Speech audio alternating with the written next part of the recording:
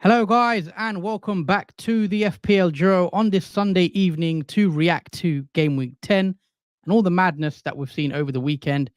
And we'll also look ahead to Game Week 11 as always. Joining me is my co-host Jordan. How you doing, mate? How's your weekend been? Have you been enjoying the football? Yeah, what a weekend it's been football-wise. I mean, there's a lot of talking points, like such as Arsenal's massive win, West Ham's shocking home loss to Everton, and obviously the Manchester derby, which will all unfold in this deadline stream for you guys. KNEEJERK stream. sorry, KNEEJERK stream. Yeah, overly excited over this week, game week. Yeah, it's been a mad game week for football. Of course, as you said, there's been some surprise scores, some surprise results that we didn't really expect. But yeah, we're going to break it all down within the next hour or so and discuss Game Week 10 because it's been a good one for me personally. So, let's get into it. Let's not waste too much time. So, in goal, let's start off with my team. I do have Areola. Now, Areola did actually lose. It's West Ham, which is a surprise result. I didn't see this coming. West Ham losing 1-0 to Everton. However, Areola did pick up 3 saves, so he ended up getting 1 point for that. So Areola on a 3-pointer, which is a bit nice to see in a loss. Moving along to the back three, some ups and downs. Let's start off with the positives first. So the positives are Tsimikas. Now, as you guys know, I bought Tsimikas in for Pedro Porro. And obviously Pedro Porro went and conceded in that game. And Tsimikas, my transfer in, ended up getting a clean sheet with a 6-pointer, which was very, very nice. Still fairly low owned as well. So yeah, I was very happy with Tsimikas, the way he played. And I said Liverpool's fixtures are pretty good for clean sheets. And Liverpool's defense looks to have improved actually as well. I think that's now 2 clean sheets in a row for Liverpool. And it is looking a lot more solid in defense now with Liverpool. So happy to own Tsimikas, who's got Luton next as well. So yeah, very, very happy with that transfer. Moving along to maybe people will say he's a bit lucky now, and that is Matty Cash. So for those that didn't watch that game, Aston Villa did actually win. What was the score in the end? Was it 3-1? Yeah, I think it was 3-1 to Aston Villa. Yeah, 3-1 in the end for Aston Villa. However, obviously Aston Villa did concede at the death pretty much for Luton because Emiliano Martinez, the goalie, ended up getting an own goal. It was a comical own goal. So do check that out if you haven't already. However, Matty Cash, luckily for me, was actually substituted around the 77th minute mark, I think. So he ends up getting the clean sheet, and then they concede after, which is kind of perfect if you're a Matty Cash owner. And yeah, it's a bit lucky. I mean, unfortunately, he did get subbed off because they conceded literally straight after. So again, a bit of luck, but I think I deserved that after what happened with Gabriel. So as you guys know, Gabriel didn't start against who was it again? Just trying to think who Arsenal played. Sheffield United, wasn't it? Arsenal convincing 5-0. It was a surprising substitution. Not sure what the reason being is for that again. Yeah, I think we're looking at the lineup. He preferred Kiwior, which there was some rumors that he could play Kiwior because it's an easier fixture. He did rotate out a few players. Havertz played, Emil Smith-Rowe played, Gabriel, so 0 points. And here's me thinking, I'll get an auto sub. Dan Burn will come on for his clean sheet as always. But Dan Burn goes and gets 0 points as well. So it didn't really matter in the end anyway. I still got 0 points from both of the players. Disappointing in Dan Burn, if I'm being honest. He played obviously the 90 minutes, conceded 2 goals and got a yellow card. So he ends up with 0 points. So yeah, I basically played with 10 players because obviously those guys didn't get any points. So yeah, that's probably the downer of my whole team because it's been a good week for me. But the Dan Burn Gabriel situation with 0 points is probably the main negative of my week. But I can't complain too much with the way the week's gone. I'm going to move on to the midfield, which again is a massive positive. There's not a single blank in the midfield. Every single player returning. So let's start off with my captain, which is Mo Salah. Now, again, Mo Salah, you guys know I've been big on Mo Salah. He's my captain this week. Didn't 100% pay off because we know what Haaland did. But Salah still does what Salah did. That is another goal in that game. For those that didn't watch it, it was a bit of a weird goal. I don't know what Turner was doing. He decides to come out near the halfway line, completely misses the ball, and then Salah gets the ball, and Salah's pretty much gone open net. He can't really miss. So, yeah, nice goal. Salah also played pretty well. I think he was involved in the Nunes goal as well. To Szoboszlai cuts it back, and then Nunes scores. So, yeah, I thought Salah had a good game, getting the 16-pointer as my captain. And yeah, happy to own him, especially for next week as well when Liverpool play Luton. And that could be another fixture where I still captain Salah. We'll have to talk because we know what Haaland did as well this week, and he's got a good fixture next week as well. But yeah, I'm still happy with Salah. I think going captain Salah still for me was a good move in the end. It could have went either way because Liverpool did win 3-0 in the end. It could have been a bit more as well. For Liverpool were brilliant against Forest. But yeah, 16 points from him. Neto, a bit unfortunate to get injured in that game. I didn't watch it, so I don't know how the game went. I actually didn't expect Neto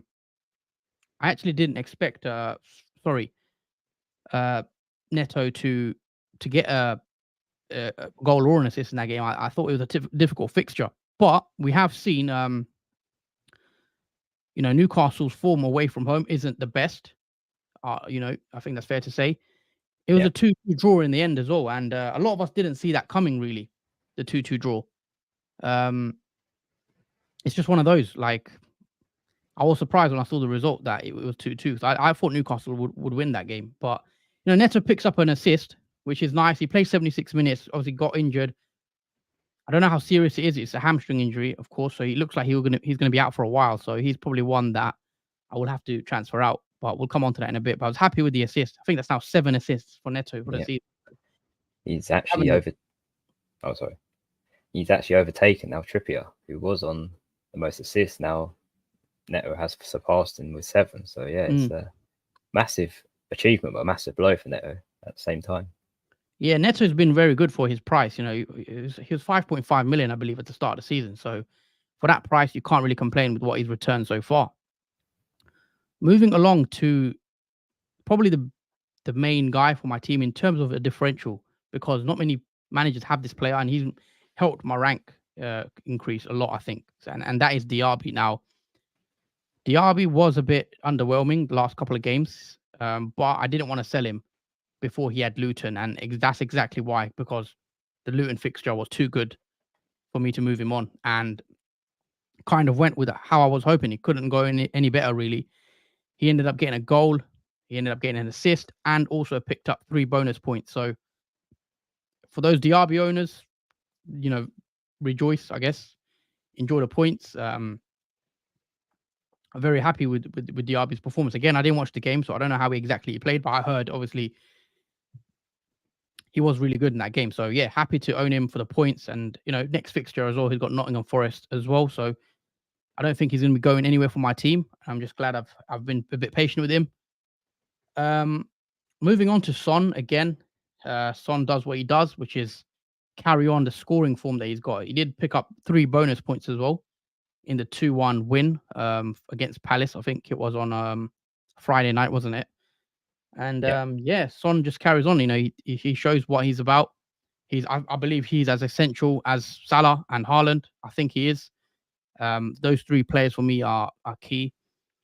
And we know of Son's potential and how good he is at finishing. And Son ain't going anywhere from my team yet. Looking at his fixtures next, I know he's got Chelsea and Wolves, but I think Son can easily score in those fixtures. So I'm happy to own Son as well for those games coming up. But yeah, very happy with the 10-pointer. As you guys know as well, Saka, I bought in as my transfer as well. So I took out Maddison and I bought in Saka now. I think Maddison got 6 points as well for the assist. Yes, he did. I actually want to get your opinions on, obviously, this Saka dilemma, because we know he's had a penalty. Well, Arsenal had a penalty in that game. But again, Saka wasn't the one to take that penalty. He gave it to Fabio Vieira.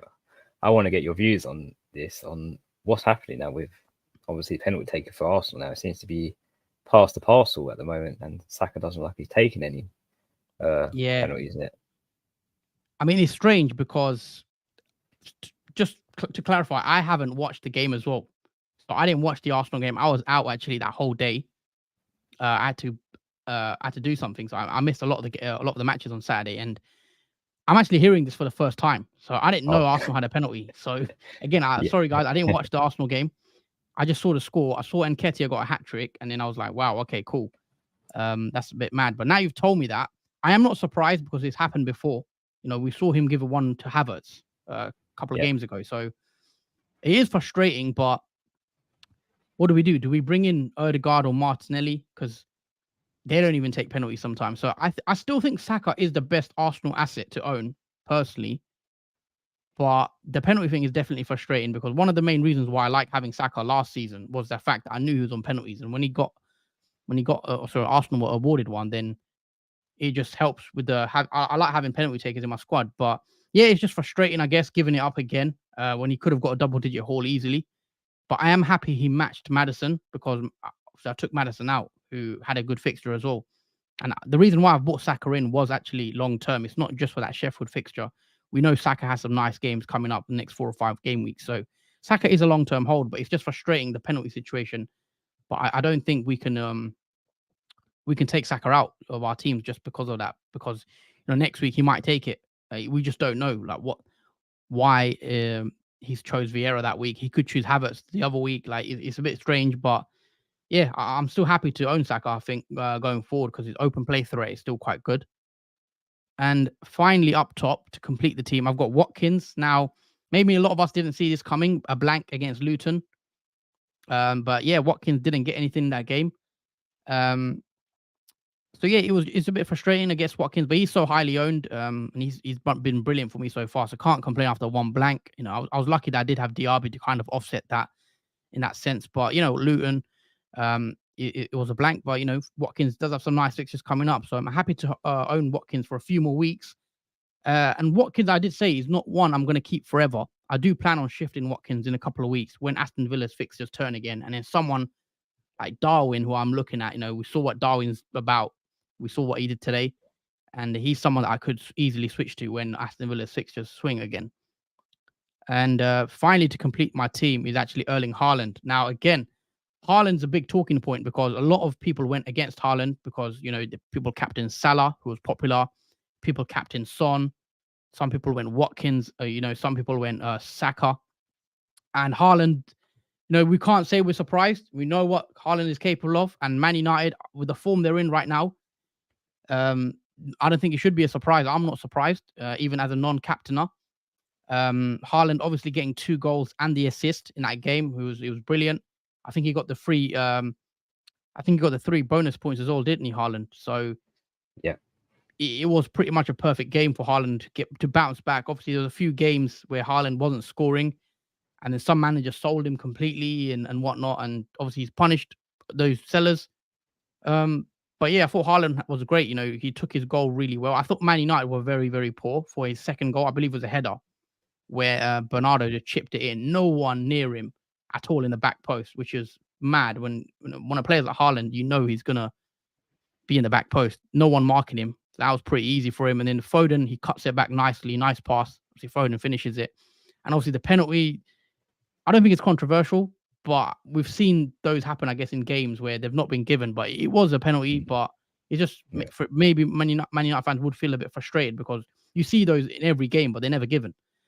Yeah, I think it was contributory to Rodri's run towards the ball, because I think that was a contribution to the penalty being given as well, because the way Rodri was running into the box when the ball was delivered in, at that exact moment, it did look like Rodri could have potentially had a chance to get something on that ball. So I think that may have influenced the decision of giving that penalty as well as obviously him being pulled by Højlund. Yeah, I mean that was the first goal, and then we saw after that Man City in the second half. It was pretty much cruise control. So yeah, it was comfortable in the end, and yeah, Haaland did punish those that don't have him, and there is quite a few managers I've seen actually sold Haaland, but yeah, that's a whole nother story. On the bench, I don't have too much. You know, Strakoshka, Dan Burn, obviously, who came on for Gabriel as the auto sub. Archer got 1 point, and Taylor, you know, goes and actually scores off my bench in the win, in the loss to Bournemouth in the 2-1 loss. Comes over the 6-pointer, which is nice. I think you'll only speak about him a bit more because he's actually auto subbed on for you. But yeah, Taylor getting a goal, that's quite nice, you know, especially at his price. But yeah, I'm very happy with the way this game week has gone. If I'm being totally honest, I think my rank was 2.4 million before game week 10. After that is a big green arrow of about 800k. Now my rank sits at 1.5 million. It would have been around 1.4 million if Haaland didn't score that second goal. So that second goal for Haaland is about 200k in rank. So that just shows how important captaincy is as well. Obviously, I didn't get captaincy correct because should have went Haaland, but I'm not happy. I don't regret my decision because I thought Liverpool could have had a lot more in that game.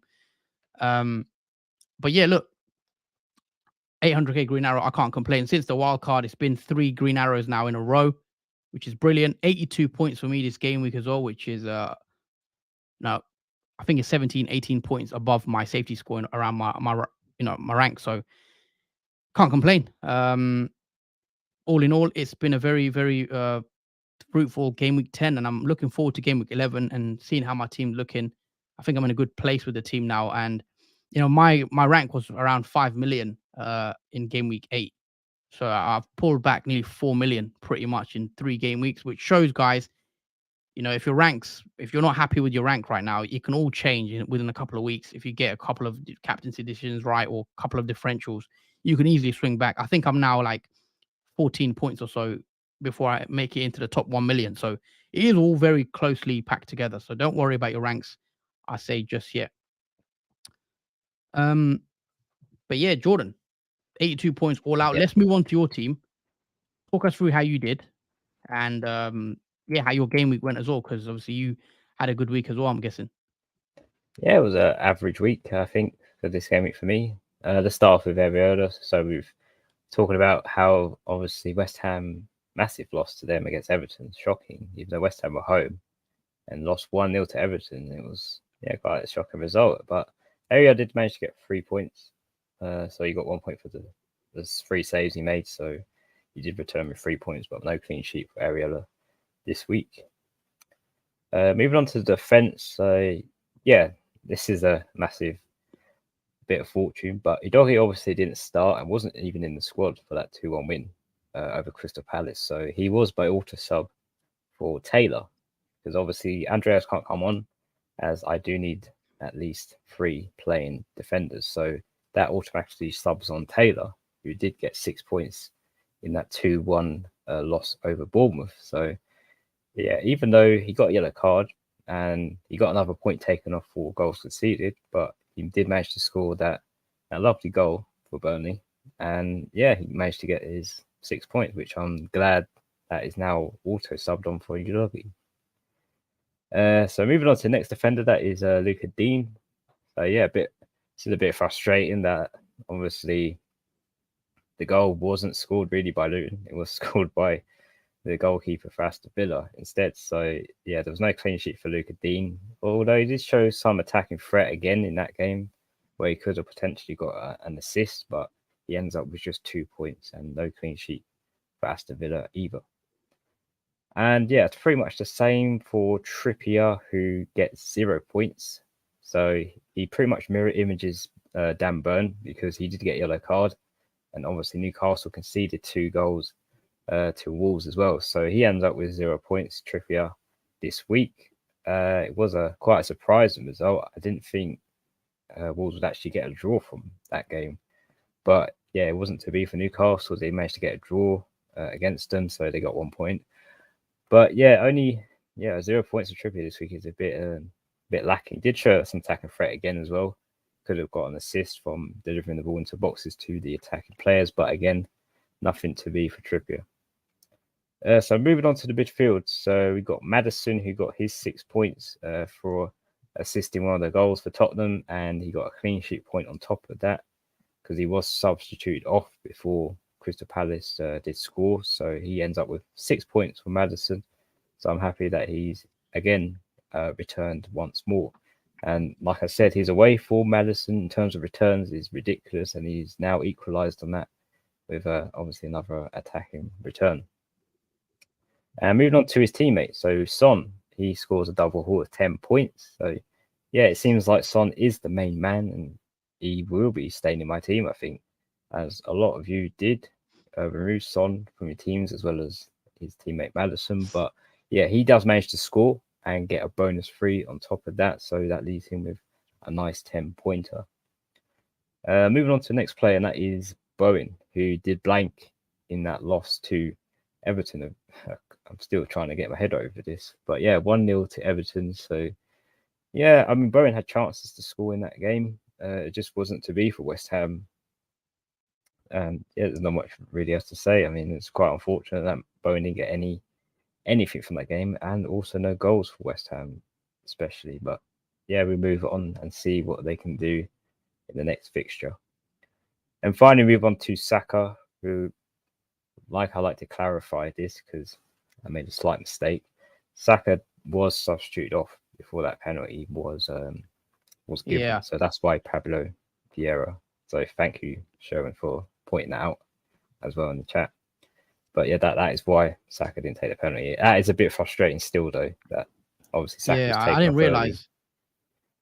Okay, that makes sense because I was surprised that he'd give it to Vieira, but yeah, we've seen him do it before. But that's a good thing, I guess. Then going forward as a Saka owner. Yeah, it's a good sign. He probably would have taken it if he was still on the pitch at that moment. But yeah, Saka still managed to get an assist though before he was substituted off.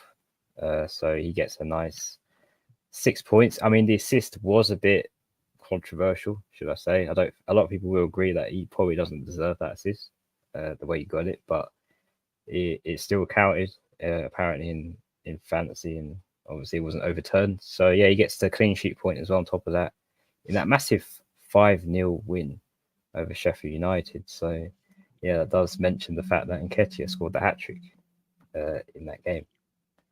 So moving on to the front three. So there's nothing really much to talk about. In terms of Alvarez, he did blank in that 3-0 win over Man United. He wasn't quite involved, Alvarez, in that game as much. I mean, Man City had a lot of corners taken in that game, but none of them really delivered nicely from Alvarez, or Man United cleared them every time they obviously got crossed into the box or Man United. But yeah, Alvarez no return, so he gets 2 points. He was taken off in 86 minutes when the game was pretty much done. So hopefully he can get back to returning ways next fixture. And moving on to Watkins, who also blanks, surprisingly, in that 3-1 win over Luton. This goes to show that the best fixture on paper is not always the best choice to go for, it seems like. Because when we see a fixture like Luton, you think, yeah, that's a good game for Ollie Watkins. But his teammates pretty much got involved more than he did, and was pretty much not a part of the goals that obviously Aston Villa scored. So I bet that's frustrating for captainers of Ollie Watkins.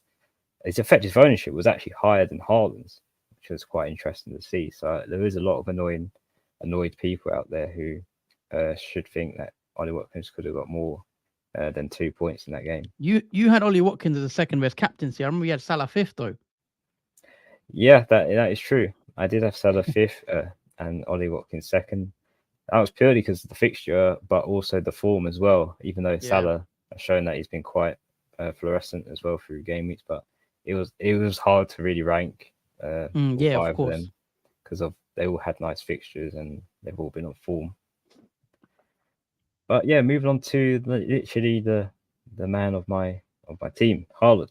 So he goes and scores 2 goals, 1 assist, and gets the bonus 3 points as well. And then, as I did mention in this fixture, it was going to be Haaland's night and Man City's night. It looked like Man City are back to their winning ways. Like, that's probably the best I've seen them play in quite a few matches prior to this one, because they were all over Man United throughout that game. It looked like they had it all under control. I mean, Man United looked lost and disconnected from each other, and Man City were just a unit. And especially being that away game at Old Trafford, that's quite a shocking result, I would say, for Man United. But yeah, Haaland, No, I was just gonna say yeah, we'll come on to Man United obviously and speak. I mean, they're in trouble. I think. yeah, it's going to show they are in big trouble after that. I mean, Haaland could have possibly got his hat trick again Yeah, should against have. Man United. Yeah, he should have got a hat trick. He was very, very lucky that he didn't. But yeah, he gets 32 points. Obviously, I captained Haaland this week, so I picked the right captain for my team wise, and yeah, he's returned me very well. Now, briefly on the bench, we've got Leno who gets his 3 points. He made 5 saves in that 1-1 draw against Brighton. Andreas, he gets 1 point. He only played 32 minutes in that game and got taken off. We've spoken about Taylor, who got his goal, and Brantford, who gets 8 points. Shocking. Brantford getting the bonus 2, and obviously the clean sheet against West Ham. Who would have thought that was going to happen? But that is how my Gameweek 10 team has done. And it is a green arrow, or I'm up to 80k.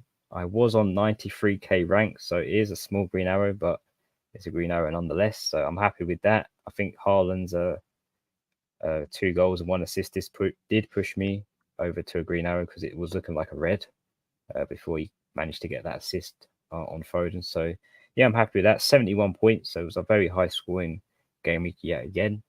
And yeah, that is pretty much how Game Week 10 has been for me. Okay, nice one. So green arrows, I guess, for both of us at least in game week 10, which is better than getting a red arrow. So yeah, I think it's been a good game week. We're gonna take a few of your questions and we'll talk about game week 11 as well and look ahead to that because there is a few things that we need to sort out, I guess, with our teams the way they're looking. So Remzino with a comment: thoughts on bringing in Saka for Diaby in game week 12 for a -4. I mean, I own Diaby. Diaby has a nice fixture next week against Nottingham Forest. Saka has Newcastle away, so I wouldn't do it for a -4. No way. That's just my opinion. I think Newcastle is a tough fixture, especially at St James Park. I don't think it's worth it. Yeah, I mean, you can wait for Saka because in Game Week 12 he has Burnley at home, so I would transfer him in Game Week 12 rather than trying to get him in for a -4 for Game Week 11, which is a tough fixture, especially away because Newcastle do play better at home. Yeah, I think I'd wait now. If it's for free, then maybe. Even then, I think Diaby against Forest could be really good because we've just seen what Diaby's done, getting a 13-pointer against Luton. He could kind of replicate that sort of form again against Forest. So I wouldn't do it. No. Also, we are aware YouTube, there is such an issue right now going on with live video. So if you can't see our stream or we're lagging, it's not us. It is actually YouTube. I think it's a YouTube issue because I've actually gone on my phone and tried to look at other streams and stuff, and there is an issue, it seems, with live. So we are aware of that, guys. But if you are still watching, if you're enjoying the content, please do hit that like button and make sure you are subscribed to the channel as well. Harry Davies, only way I can get Haaland in is if I take Salah out or probably take a -4 or a -8. Is it worth it? What do you make of this comment, Jordan? This is a non-Haaland owner. Yeah, this is what I was talking about with you, House, after the game, because obviously this has punished non-Haaland owners literally in terms of your ranks. So to get Haaland back in, obviously you have to make a sacrifice, and I don't know if taking out Salah is probably the way to go now, because now you've gone with obviously having Salah in your team and going about Haaland. I think you need to find another avenue to bring back Haaland back in, because taking out Salah, I think that's a bit of a sideways kind of move, because Salah's been on form so far this season. You don't really want to take an informed player out for another informed player, because you're going to have the same sort of dilemma where Salah could potentially hurt your rank if you don't own him. Like he hurt my rank not having Salah for a bit until Haaland managed to overturn with his 2 goals and 1 assist. So I think you have to find another way, Harry, of getting Haaland in, but having Salah at the same time. Yeah, for me, look, Salah's the best player in the league right now. It's just my opinion. I think Salah he's returned in every single game so far. bar the Spurs game, which we know was incorrectly ruled out. And I wouldn't be getting rid of Salah personally. Haaland, I still think you have to own Haaland because we saw again today. He only needs a couple of chances and he can bury them. But I will try somehow fit both of them in. I know it's hard because sometimes you have to make a sacrifice. But I think Salah is the best asset in the game right now, and I put him maybe above Haaland, especially for the next couple of fixtures. Because you look at Salah's fixtures. He's got Luton away next, which is quite a nice fixture. Then it's Brentford. Okay, Man City's a tough one, but Salah has an excellent record against Man City. Then it's Fulham, Sheffield, and Palace. So I think Salah's actually, dare I say, for me, he's a better asset than Haaland right now. Haaland's next fixtures are Bournemouth, Chelsea, Liverpool, Spurs, Villa as well. So on paper, we know Haaland can score in any game. So you can't really say any game's tough for Haaland because he can return in any game. But for me, I wouldn't want to be removing Salah for Haaland. I'll try just somehow do it, both in. Yeah, because arguably Haaland and Salah have a really good fixture to captain. So you might want to captain Salah for that Luton away one because that looks really good on paper. And obviously at the same time, arguably Haaland has a nice fixture as well against Bournemouth, who are currently struggling. And that is a home fixture. So maybe there's a bit upside with the home fixture for Haaland and the away one for Salah. Yeah, it's going to be interesting to see what people do go with captaincy next week, especially after Haaland's haul against Man United, because we see, people might change their mind, etc. or not. But yeah, I think Haaland, I wouldn't want to go without Haaland for sure. We got to talk about Gameweek 11, I guess. Gameweek 8 stuff is out the way. I'm going to share my screen with you guys and show you what my team looks like for Gameweek. I'm just going to zoom out a bit. Hopefully you guys can see that. This is what my team looks like. Sorry, yeah, there you go. For Gameweek 11. Now, I have one free transfer because I did make 2 moves last game week. Hold on. I don't know what my screen just playing up. So just to read you guys out the team, the boss team. In goal, I have Areola. I have a back 3 of Cash, Gabriel, and Tsimikas. I have a midfield 5 of Saka, Diaby, Son, Neto, and Salah. And then up front, I have Watkins and Haaland. Now, I've not touched this team. This is what my team currently looks like. And that obviously one free transfer. On the bench, I've not got much. I got Dan Burn, Archer, Taylor. And Neto, as we know, has a hamstring injury. So I probably have to, take care of that. Now, the worry is, Gabriel, is he going to start against Newcastle? And if he does, I think that's a tough fixture. And on the bench, I've got Dan Burn, which again is a tough fixture for Dan Burn because you expect Arsenal to score. I have been thinking about making a defender transfer going into Game Week 11 because I'm not sure about Gabriel and Burn. I was thinking of someone like Gurhi at Palace for Burn. I was actually going to take out Burn. Yeah, because if I'm correct, you have 0.1 in the bank. Yeah, 0.1, I think, in the bank. So I think it may be better to go with a cheaper defender to release some money because in time you want, depending on Neto's condition, he might have to be transferred out. And because he's so cheap, I think you need a bit more cash to afford a few more midfielders around that price because I think you can afford maybe Gordon. But other than that, I don't know who else you could possibly go for around that price margin now that Neto's out. There is a few that I've looked at around that price range. I mean, there's Gordon, who I think is 5.7. So I could go to Gordon, but then again, Gordon had a tough fixture against Arsenal that week. So maybe don't want to go for Gordon. I'm just going to actually see how it will look. So if I take Neto out, I've got 5.8 million to spend. So let's go midfielders.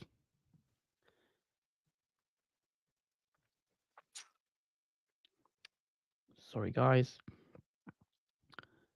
Now, as we know, Neto's injured, and that is a bit of a blow. Gordon's 5.7, but again, Gordon has a tough fixture against Arsenal that week. But after that, it's Bournemouth, and then he does get a bit tough as well.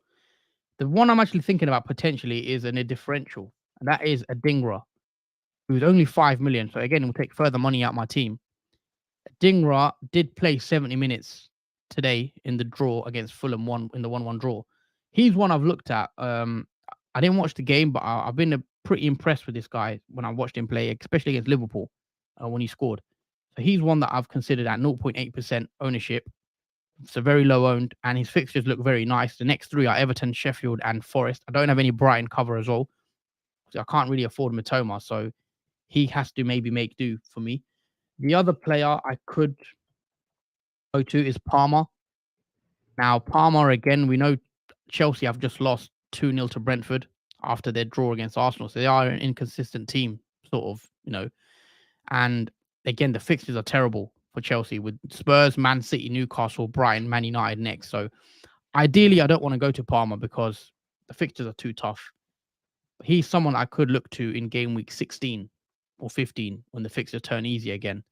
There's no way that Man United fixture's a red one, surely. But Well, there's a debate. yeah, 15 possibly or 16 where I could look to bring Palmer in when the fixtures go green again. I do like him after that, but not yet. But there's not much, there's like I said, there's a Dingra, there's Palmer, there's Gordon.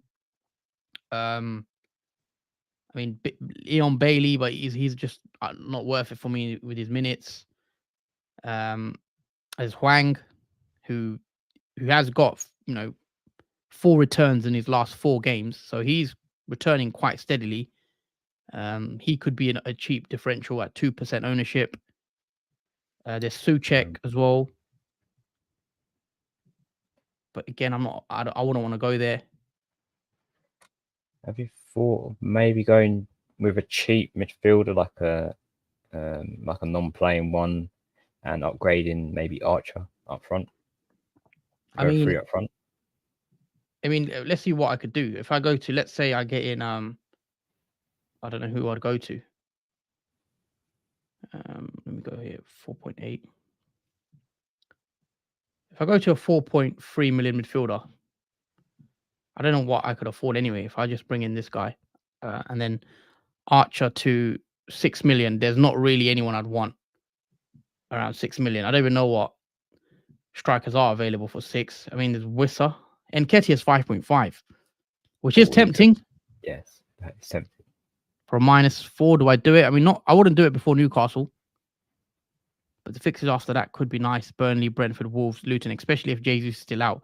Nketiah in for 5.5 million. At his ownership, 6.1%. It's an interesting way I could go. Did mention him in the deadline stream as a nice differential, and by goodness, if you had Nketiah for this game week, you've pretty much won this game week with his hat-trick and massive haul. Yeah, I remember you mentioning Nketiah as well as a differential in the deadline stream. And obviously he goes and does a bit of a madness. And he's definitely an option. It's just, again, it depends on Jesus. Because I know if Jesus is back, he's going to drop to the bench again. And I know he's not going to obviously score a hat-trick every week, but playing up front for Arsenal is still, an important player. And if you can get a starting striker at Arsenal for 5.5, I think it's worth it. But I want to see how serious Jesus' injury is. So I'm not actually sure how long he's out for. It'd be nice for that Burnley game at home in game week 12, I think Nketiah is like a punt to go on, for fixtures like that, like we saw with Sheffield. It's just he does really well against teams that are struggling at the moment. So it looks like he could be back for the Burnley game at home. So maybe I don't get Nketiah. I think he's a good 1 or 2 game week punt. And if you've already got those 17 points against Sheffield, then fair play to you. But I don't think I will switch, if I'm being honest. I think I'm going to keep the 5 in midfield and keep that structure. There is another player that I will potentially want later, and that's Darwin, but I just can't get to him right now. But I think I'm going to get a Dingra. Honestly, I think I want to... Praying his minutes are fine. I think the punt on a Dingra for the next 3 game weeks is where I'm thinking right now. Everton, Sheffield, Forest, I may as well take it, and then I'll move a Dingra to someone like Palmer in game week 15 when Chelsea's fixtures turn again. That's the plan right now. Neto to a Dingra, and just playing with what I have, which is start Gabriel, even though it's not a great fixture to start him in, and Dan Burn, of course. I could play Dan Burn, but I wouldn't want to do that, I don't think. And then midfield 5, I think I'm pretty happy with it. So if it's Saka against Newcastle, Diaby, Son, let's say it's a Dingra, and then Salah. Captaincy, I've not changed it. So But look, I think because it's a home fixture, I could back Haaland, because I do think that matters. So I'll have to decide closer to the time, but I think it's a lot closer this week, even though Salah's got an easier fixture on paper, Luton. I think because it's a home fixture for Haaland, it could be worth going Haaland. But I'm happy to own Salah against Luton, and then I'm happy with Watkins as well against Forest. The rest of the team looks fine for game week 11. It's just a Neto blow. It's frustrating because I would have held Neto and had 2 free transfers going into game week 12. But obviously, sometimes things don't turn out as expected. Just saying for you, Jordan, if you could bring up your squad and how it looks like for game week 11, and get your thoughts on your transfer plans as well, because obviously I don't know what your plans are for game week 11. Yeah, so if we look at our team, so this is how my team looks like for game week 11. So every other's got Brentford away in goal. Doggy's still currently flagged, but he's got Chelsea at home, so we have to see whether he's fit enough to play in that game. Luka Dean has Nottingham Forest away. Trippier has Arsenal at home. In the midfield 4, we've got Maddison and Son, who both have Chelsea at home. Bone, who has Brentford away. Saka has Newcastle away. And up front, we've got Alvarez and Haaland, who have Bournemouth at home. And Watkins, who has Nottingham Forest away. And on the bench, we've got Leno, who has Man United at home. Andreas, who has Man United at home. Taylor, who has Crystal Palace at home. And Brantford, who has Brighton at home. So this week is tough, I think, for fixtures for our players. I think Man City arguably has one of the best fixtures in game week 11, where I think Haaland will be highly captained again for struggling Bournemouth, especially a home one as well. In terms of transfer moves, I think it all depends on whether Udogie is fit enough for that Chelsea game. Otherwise, I don't see anywhere else I could potentially make a transfer, because I'm pretty much happy with the rest of my team. I'm slightly regretting bringing in Saka, but I think that's only because of that he got taken off before that penalty was given and was only managed to get an assist. And I did have Mbeumo previously, who got another double haul against Chelsea. So yeah, I'm trying not to go to that sort of area of getting rid of Saka. But you took out Mbeumo, didn't you, for Saka? Yeah, and he scores a double haul. That's a title. You got another 13, 14 pointer. Yeah, and it was quite frustrating because Chelsea at home, you would think much tougher fixture for Brentford, but not the case again. But yeah, I think it's focused around Udogie, around his injury, because he is flagged at the moment for a muscle injury. I don't think it's serious. I think he'd be all right for that Chelsea home fixture. So if he is, I could potentially roll.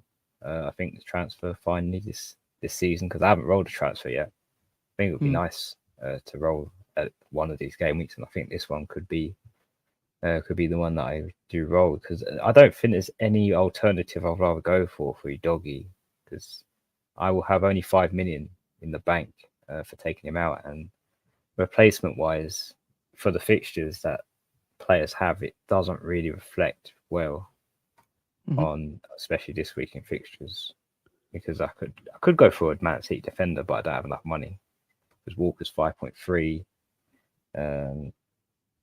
Kanji, he's actually 4.9, but he's red flag, so I can't go for him. Ake, he's 5 million.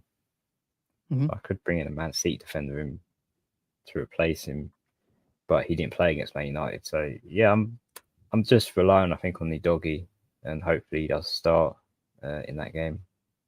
Okay, interesting. But yeah, in terms of making moves, I guess if you could personally roll. Just going back to my team, yeah, I'm kind of been forced into making a transfer, because I think I would have, to be fair, I think I would have made a defender transfer. I think I would have done Burn or Gabriel out, one of them, and played a better defender with a better fixture. So I don't like the fixtures playing against each other. But the rest of the team, I'm quite happy with. Comment here from Remzino: is Porro to Anderson a good idea? Yeah, I think it could be, because again, with Spurs, their fixtures are getting a bit more tougher now. We're looking at Spurs' fixtures. Okay, Spurs are playing really well. They are unbeaten still. However, we saw them concede against in the Palace game. You need to take a look at their fixtures: Chelsea, Wolves, Villa, City, West Ham, Newcastle. Those are some tough games. It depends how many clean sheets you think they'll get in the next 6 or 7 games. I don't see many clean sheets. So it could be a good idea for a Palace defender potentially. Because taking a look at Palace and their fixtures, I think Palace actually have some nice games as well. So Anderson, he has a nice fixture in the next 3. So Burnley, Everton, Luton, and then in Gameweek 15, it's Bournemouth as well at home. So you could play, and rather than Anderson, I would rather actually bring in Gurhey, Remzino. I think Gurhey is 0.4 cheaper, and I'd rather save the money. So I'd rather have him on the bench and play him in certain weeks when the fixtures are tough for some of your players. He's got some decent fixtures in the next, in the short term. So yeah, I think Gurhey is a Palace defender I'd be looking to bring in if I wanted a Palace defender. I'd save the money.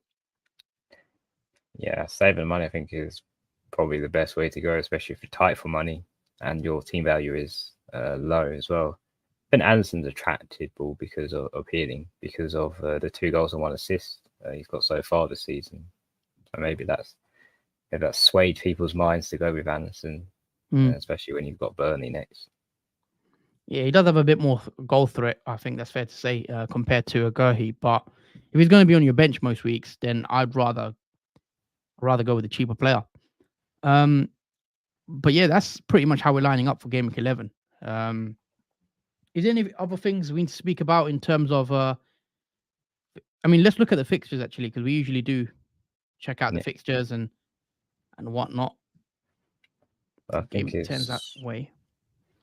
I think it's definitely sure that Man City can have a good game this game week coming up, especially the way these they are play what the fixtures are. Game Week 11. So we've got Fulham, Man United, which again we don't. I could see that being a tough game for Man United, if I'm being honest. The way Fulham do play, they do make it difficult. Being an early kickoff as well, that won't be easy.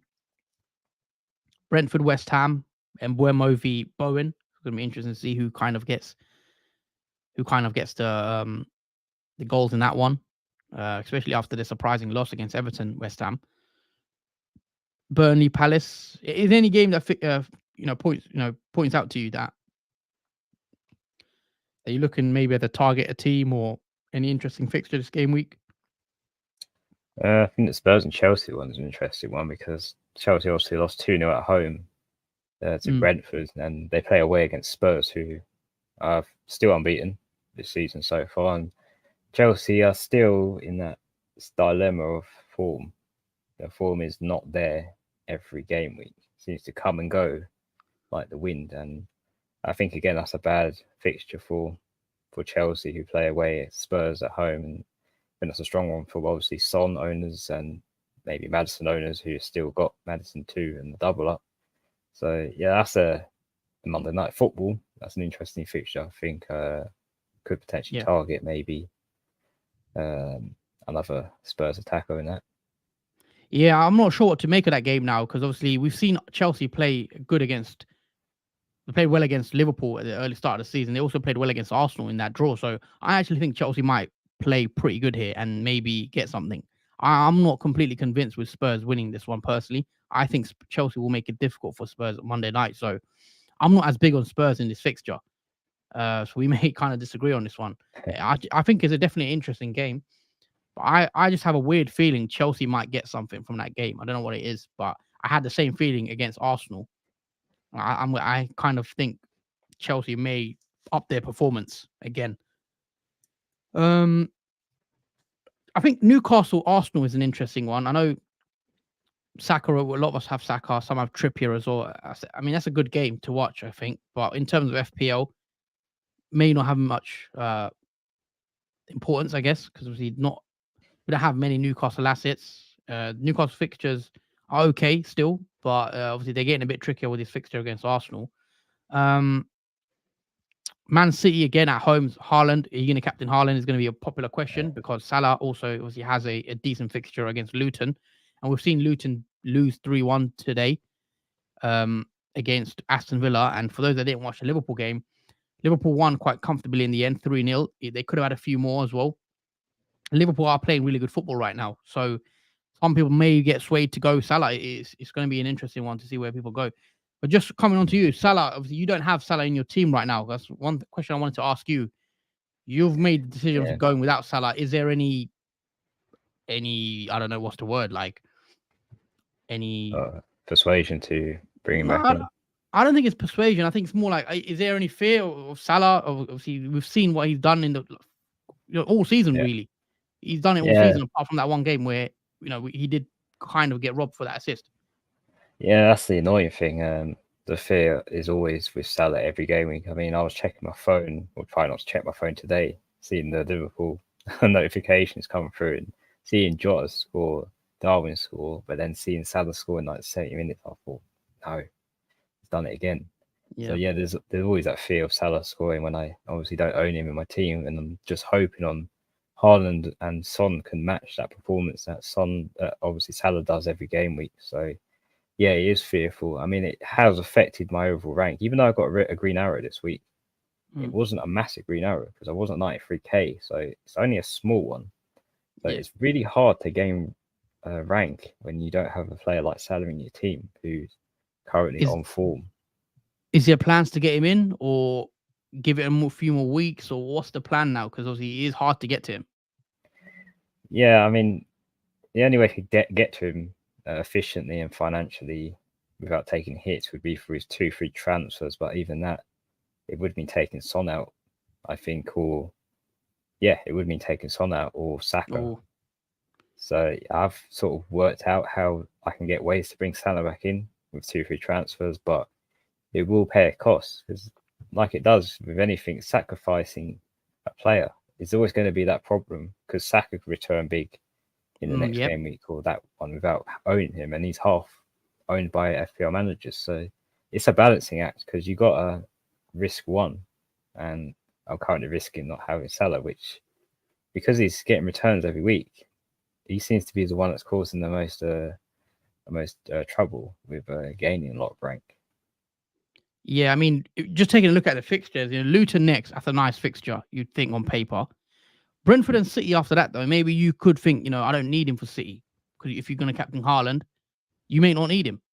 So, realistically, if you take a look at his fixtures, you think you can get away till maybe, I don't know, 17, game week 18, or I don't know what your plan is. Well, in terms of fixtures, where do you think you can get away until that fixture, or have you thought about that far, or you're seeing how it goes? Yeah, I think it's just seeing how it goes, seeing who drops form. I think that will sort of persuade me into maybe taking out a player, especially the fixtures as well, because we know Spurs fixtures are going to swing soon because they have Man City in game week 14.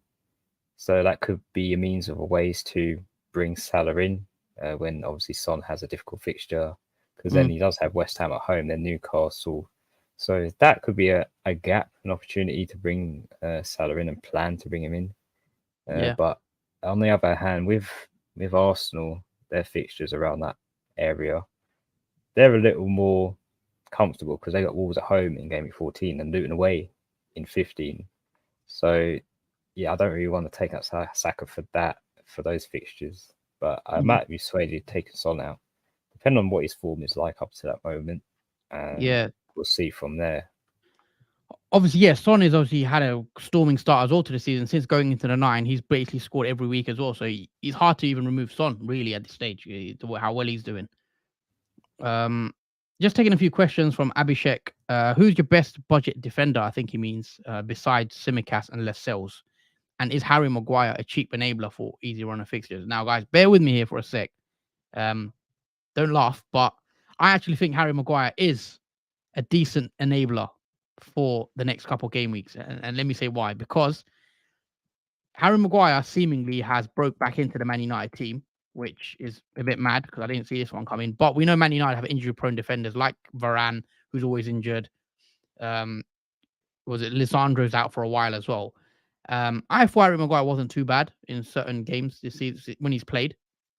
And again, you look at the fixtures, there are some green ones. I know Man United is a weird team because you don't really know what you're going to get with them. But he's only 4.2 million, which is very, very cheap for a starting player at Man United. You know he's going to play because of his injuries. And Fulham, Luton, Everton. Obviously, throwing it to you, Jordan, you are the Man United fan. Can you see any clean sheets in the next 3? Because they are nice fixtures, if you just look at it on paper. No. Maybe the Luton at home one. Luton at home, you think you could see a clean sheet, but not Fulham and Everton? No, not Fulham and Everton. For sure not, because their away form is just as bad as their home form. I mean, it's hard to even justify the Luton at home fixture being a clean sheet at this point, because that Burnley game, I don't know, that's just throw me off of Man United completely. I mean, Man City won this evening. Every game Man United play, I think it's losing the will to actually watch Man United play, because it's just terrible. I mean, Harry Davies, he's kind of echoing your thoughts. Man United are draining my mental health. It's not good for me. I need to start going to the gym, etc., and focusing on myself instead. I mean, I'm not going to tell you what to do, but I mean, it probably is tough watching Man United right now. Obviously, we kind of had something similar last season with Liverpool, but going back to FPL, I actually think Maguire could be a decent pick for 4.2 million if you want to play him in the next 3, and if you need money and it's a tight your budget. Yeah. I don't think it's a bad option, because I could see a clean sheet, at least one in the next 3, maybe the Luton game. And we know Maguire, he does occasionally get a goal or from a set piece. We know he's decent in the air. He could get you something, luckily, we don't know. So I'm not completely against Maguire at 4.2, but I know Jordan may not agree. Well, in terms of FPL, I might agree on some of those points, because he is low owned. Harry Maguire 0.9%, so that is a good rank gain if he does get a clean sheet. And they are easy fixtures on paper for Man United, which you'd think they want to bounce back from losing 3-0 at Old Trafford against Man City on this evening. So yeah, Maguire could be a decent FPL differential defender to go for a cheap value for money at 4.2 million. Tanish with a comment: have double the Villa defense in Pau Torres and cash. They have great fixture run. Do I make a move for Pau Torres? Or do I make a double move and bring in another Villa defender? I'm not sure. I mean, looking at Villa's, they've only got 2 good games left, really. Forest and Fulham. After that, the fixtures are a bit tough. Spurs, Bournemouth, Man City, Arsenal, Brentford, Sheffield, Man United. I think we'll probably want to get off of Aston Villa assets soon, if I'm being honest. I think after their 2 fixtures, I'd probably be trying to shift Aston Villa assets out. So I've got 3 of them. I've got Cash, Diaby, and Watkins. I don't want triple Villa in game week 13 when they play Spurs, personally. So I'd be looking to get rid of Villa assets in the coming weeks. Yeah, definitely a defender you don't want for those tough fixtures. Maybe you can get past one attacking player for Aston Villa, either Diaby or Watkins, depending on how your team's set. I think most of us will have either Diaby or Watkins in the team, or maybe Douglas Luiz if you want to go different, because he has been on quite good form. He got an assist today as well in the Aston Villa game.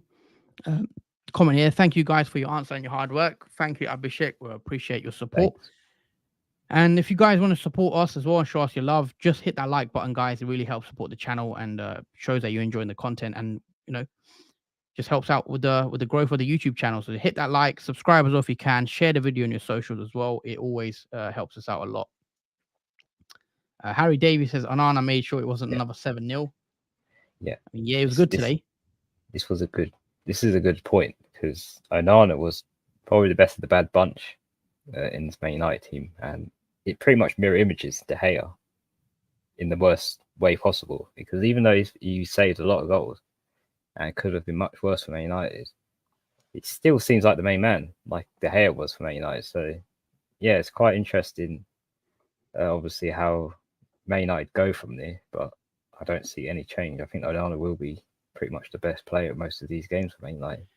Yeah, if you guys want to see my thoughts on Man United and football in general, make sure you do check out my channel, Huss Talks Football. I will be posting regular content on there as well. The link is actually in the description to my other YouTube channel, where I talk about football in depth, more away from FPL. So if you do want to check that out, make sure you follow my channel below. After hopefully have a video dropping today, if not, tomorrow morning. Hi, sorry, you might have already answered my question. Have 2 free transfers. Who should I bring in for Ward-Prowse and Solanke? Good question from Mark. I'll take one of the answers. I mean, for Ward-Prowse has blanked in a couple of games now, maybe frustrating owners. Who would you actually? I'll go with you. Who would you bring in first for that sort of price bracket? Ward-Prowse is 6.2 million. It's hard to say though. Let us know your other midfielders. Who do you have, Mark, as well? Because it's important to see who else you have in your team. But where are you going, Jordan? Yeah, I might be. It's probably it depends because for 1 week punt, I'd probably go for Mbeumo because I know his fixtures change after game week 11 because he has Arsenal Liverpool after that. But I don't know. I kind of regret taking out Mbeumo now. I think I took him out too early after that Chelsea game. So for maybe a 1 week punt, I'll probably, if it is for a 1 week punt, I don't know how long you want to own the player for, but for a transfer, I'd like Mbeumo back. I think. The problem with Mbeumo is he's got Liverpool and Arsenal in game week 12 and 13, which I wouldn't want him for. But we've seen him get that, 2 double-digit hauls in a row against Burnley, Chelsea. He becomes attractive again, and he could do something against West Ham. I still think Bowen. I know Bowen was disappointing today. If you got Bowen, I still think he's a good pick because the fixtures are good. Yeah. So I do think he will pick up points going forward. Obviously, nothing today, but that's not to say he won't get anything in the coming weeks. Yeah. There is another player that I'd like to recommend, and that is Foden. He's a player that I'd like to look at. He's a bit more expensive at 7.6 million, or 7.5. I like the way he's played, especially in that Man United game. I do feel like he'll do well against Bournemouth at home, and even though the fixtures again they become more tricky, especially with Liverpool in game week 13. But I think for that Chelsea game in 8 away, I don't think that's really going to be hard for Man City. But for the Bournemouth one especially, I can see a really nice score for him. One player I might recommend is actually Mitoma. And Mitoma's, again, the fixtures are really nice around that price bracket where Ward-Prowse is. You can literally downgrade. Everton, Sheffield, Forest up next. Mitoma has had actually 4 games in a row now where he's blanked, which is 5 games, where he's blanked in a row, which is frustrating. Actually, no, he scored 2 against Bournemouth. I take that back. 4 games, actually.